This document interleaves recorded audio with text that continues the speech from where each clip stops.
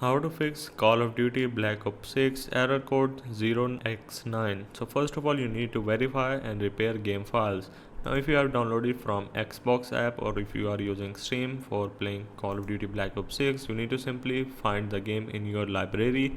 Then you will have the option of verify game files. So you just need to make sure to verify, and what it is going to do is to simply repair any corrupted file that is installed with your game.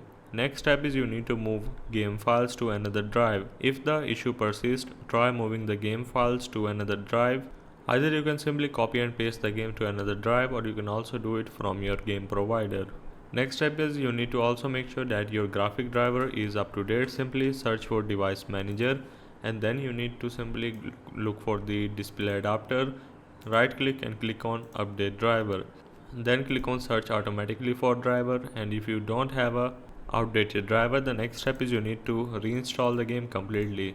Make sure to uninstall the game entirely from your game provider. In this case, let's say Xbox I have on my Steam. Otherwise, you need to click on three dots and click on uninstall, just like that. So this is the way of how you can fix Call of Duty Black Ops 6 error code 0x9.